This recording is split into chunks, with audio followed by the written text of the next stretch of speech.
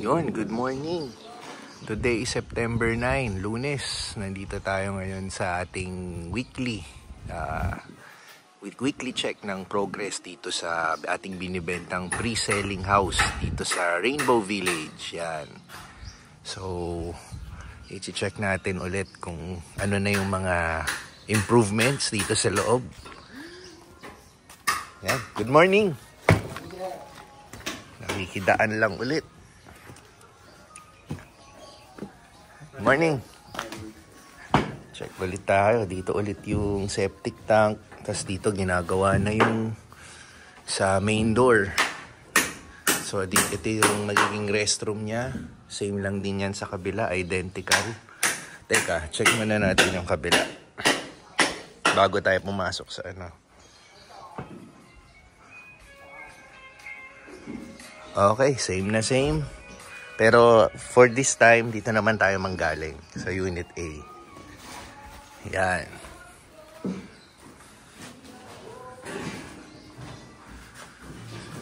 So again, dito yung living room natin.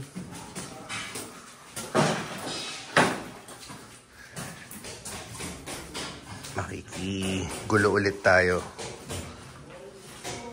So, mukhang doon tayo sa kabilang unit dadaan dahil medyo deluxe dito, no?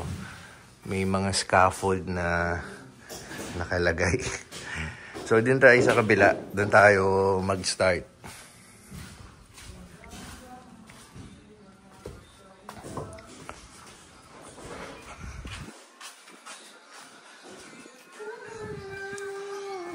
Dito na lang tayo doon. Pwede ba dumaan dito? Pwede po yun, sir. Oo. Talaga sa kabila kasi may nakita akong scaffolds eh. Mas mahirap ba dito? Mas okay to kaysa dun sa kabila. Mas kaya to. Yan. Kanina kasi bukod sa basa yung madulas. Dito kasi tuyo. Makikiraan lang ha. Kailangan magbi-video ulit ako eh. Oo, dito na ako, diretso. Yan, dito na. 'Di ba? Mas madali. Yan, nagme-maze tayo. So, ito, unang makikita natin yung common restroom. Tapos bedroom. Yan, si Kuya nagpapalitada na. So, dito tayo sa masters.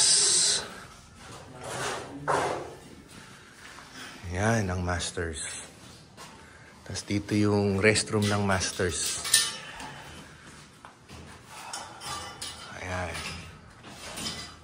So, dito hindi na tayo pupunta. Halos same lang yan din dito. Dahil dito yung masters sa kabila. So, ito yung restroom. Ayan.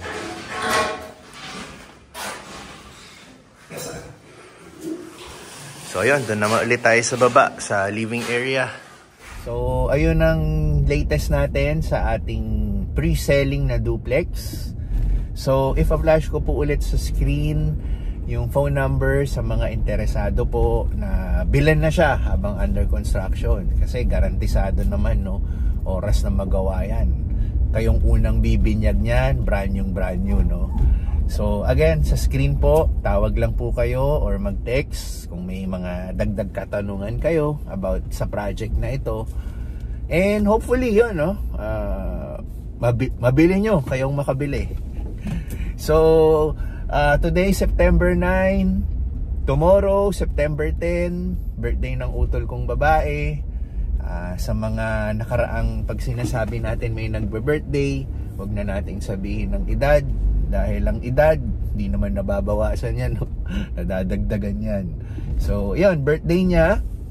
And then, after doon, ilang days, birthday ko naman. Again, wag na tayong magsabi ng edad. Pero sige, magpo-42 na po ako. Ayun, 42 years old na ako in a few days. And then, ang mas inaabangan ko po after ilang days ng pagkatapos ng birthday ko, ang aming 10 years na kasal, 10-year wedding anniversary ni Tinsel. Yan. So, biruin mo, di ba? Isang dekada na kaming mag-asawa. So, ayun, yun yung mga abangan nating events. And of course, sunod-sunod nga yan, no? Tulad ng sinasabi ko before, October, November, December, sunod-sunod yung mga occasions natin ng mga magba-birthdays. And of course, di ba, yung Pasko. Yan, kaya sobrang busy tayo in everything and looking forward tayo sa lahat, no? Morning. So, nandito tayo ngayon sa condo, sa SMDC. Of course, mag-workout tayo, no? Dahil first part ng task natin, natapos na natin. And then, ayun, workout muna tayo. Dahil ng itong mga nakaraang week, naging super busy tayo. So, again, usually Monday, Tuesday, Wednesday, Thursday, medyo petics mode yan. So, hindi tayo masyadong, busy. Marami tayong oras. Katulad nito, pwede tayo mag-workout ngayon. So, alright.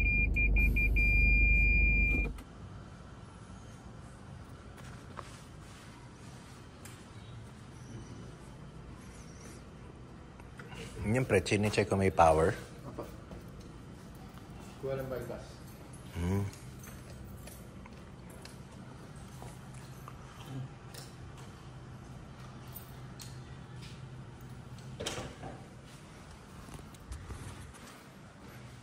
So, ang nangyari kasi dito, yung power supply dito sa bungalow house, ang sinusupply niya lang kuryente is 110 volts, no?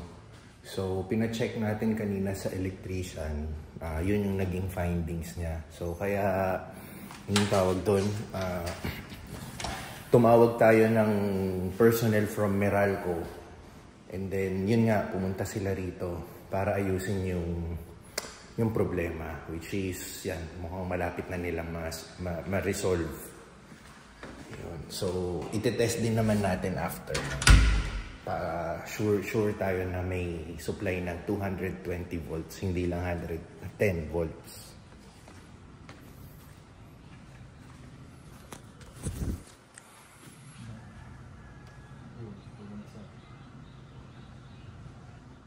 Hanggang labas pala yung connection niya, no? Kailangan nilang ayusin. So I think nagka-problema to yung nakaraang bagyong si Enteng eh. May mga nagalaw. So kaya kailangan natin mapaayos at saka para next time mas matibay siya. So ayan. Taas oh. Medyo delex yung ganyan. Nakakatakot yung ganyang trabaho. Kalaban mo dyan, kuryente. So kailangan talaga doble ingat ka tsaka kumpleto ka sa gamit at yung suot.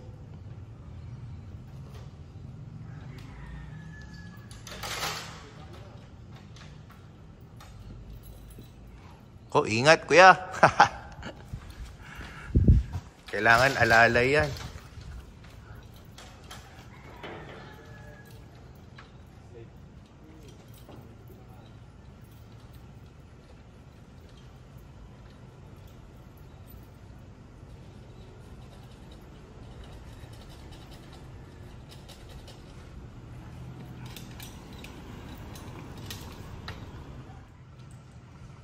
So ayun, pinupulito na lang yung connection.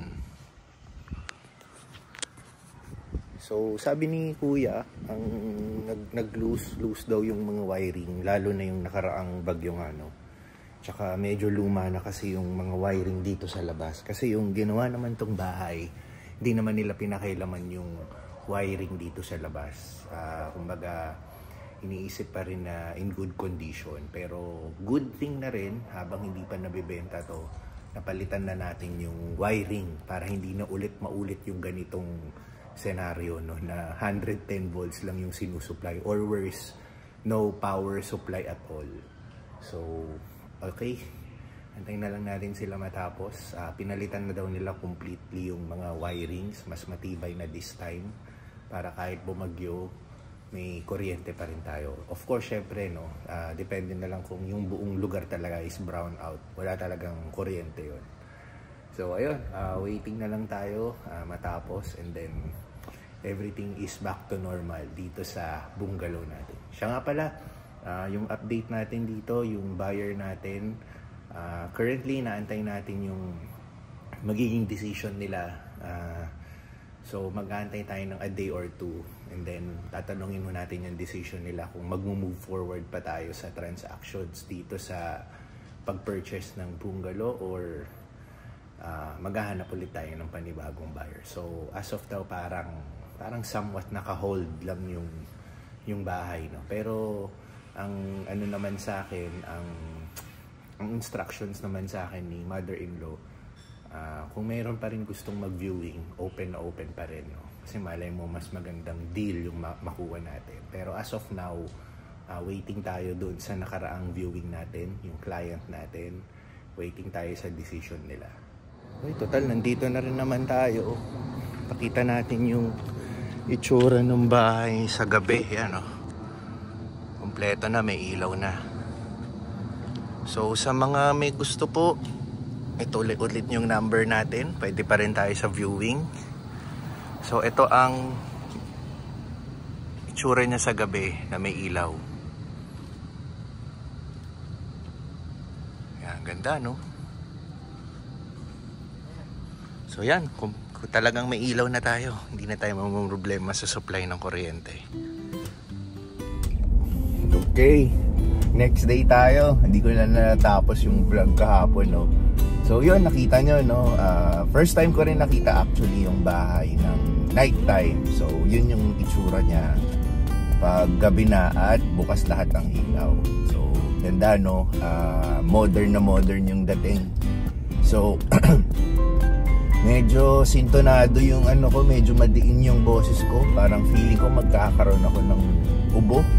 Pero ano pa lang naman, as in wala pa talaga, pero alam mo yung pakiramdam na parang anytime feeling mo magkakaubo ka.